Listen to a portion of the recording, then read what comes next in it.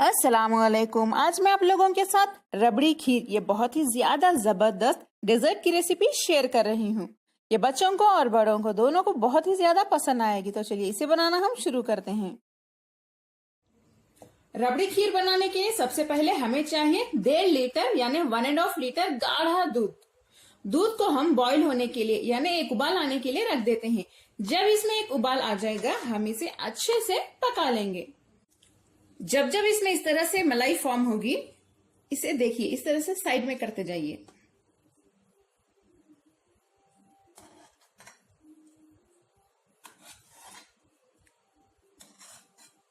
और फिर थोड़ा सा इस तरह से हिला के छोड़ दें। फिर से मलाई फॉर्म होगी। आप जब फॉर्म होगी मलाई, फिर से इस तरह से साइड में लगाते जाइए।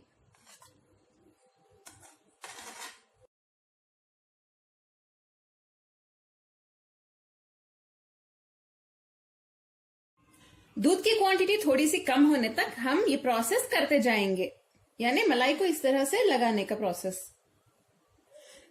साथ ही दूध भी हमारा गाढ़ा हो जाएगा। इसे आप मीडियम टू लो फ्लेम पे रख के करें।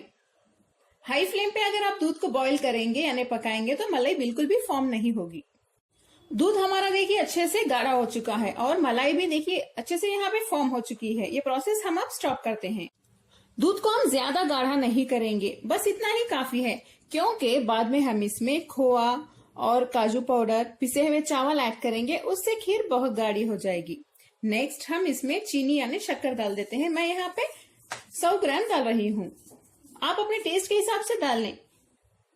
इसे अच्छे से मिक्स कर लें। चीनी इसमें घुलने तक इसे ऐसे ही मिक्स करते रहिए। और ये जो साइड में फॉर्म हुई है, ये मलाई को भी थोड़ा सा निकालते रहिए, धीरे से निकालिए।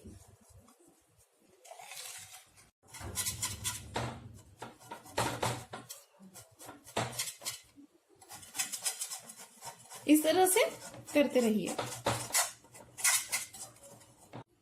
दूध में शक्कर अच्छे से घुल चुकी है। नेक्स्ट हम इसमें खोआ डाल देते हैं। 200 ग्राम डाल दें। इसे डालने के बाद इसे अच्छे से मिक्स कर लें।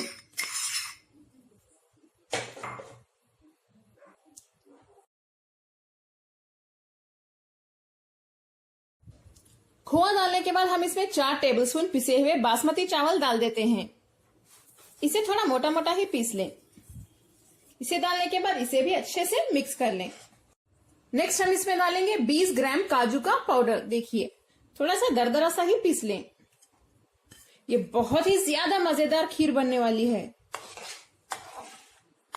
और इसमें हम 100 ग्राम मिल्क मेड भी डाल देते हैं, यानी कंडेंस्ड मिल्क। आधा टीस्पून इलायची पाउडर। चलिए इसे मिक्स करके अच्छे से पका लेते हैं।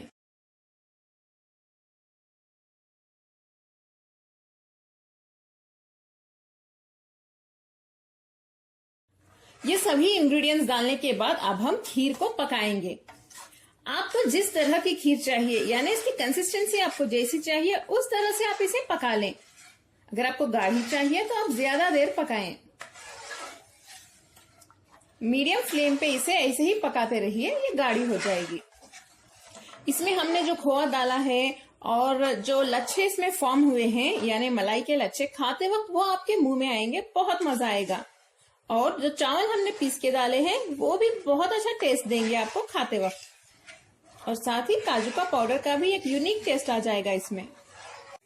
खीर देखिए हमारी अच्छे से पक रही है। इसे ऐसे ही हम पकने के लिए रख देते हैं थोड़ी देर के लिए। नेक्स्ट हम इसमें बारीक कटे हुए बादाम, पिस्ता और काजू भी डाल देते हैं। थोड़े गार्निशिंग के लिए भी बचा के रख लें। इसे भी मिक्स कर लें। खीर ठंडी होने के बाद और भी गाढ़ी हो जाएगी। हमने इसमें जो पिसे हुए बासमती चावल डाले थे, देखिए वो भी अच्छे से गल गए हैं, यानी सॉफ्ट हो गए हैं। अब चख के देख लें और इसमें जो शक्कर है वो भी देख लें। अगर आपको कम लगी तो और थोड़ा डाल सकते हैं। खीर देखिए हमारी अच्छे से गाढ़ी हो गई है। आप चाहें तो इसे और भी ज्यादा गाढ़ा कर सकते हैं, लेकिन ठंडा होने के बाद जब हम इसे फ्रिज में रखेंगे ये और भी ज्यादा गाढ़ी हो जाएगी। आखिर में हम इसमें केसरी एसेंस डाल देते हैं। आप चाहें तो वेनिला एसेंस डाल सकते हैं या केवड़ा वाटर भी डाल सकते हैं। इसे भी मिक्स कर लें। बहुत ही ज्यादा मजेदार खीर हमारी अब तैयार है। इस तरह से साइड से ये निकाल लें। ये जो मलाई के लच्छे हैं ये बहुत ही ज्यादा टेस्टी होते हैं।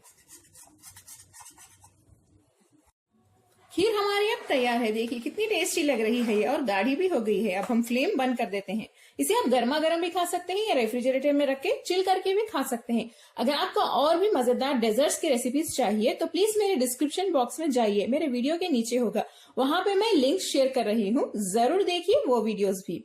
अगर आपको ये रेसिपी पसंद आई तो प्लीज मेरे चैनल कुक विद फेम को सब्सक्राइब करें, बेल आइकॉन प्रेस करना ना भूलें। इस वीडियो को लाइक करें और अपने फैमिली और फ्रेंड्स के साथ शेयर भी करें। अस्सलाम वालेकुम।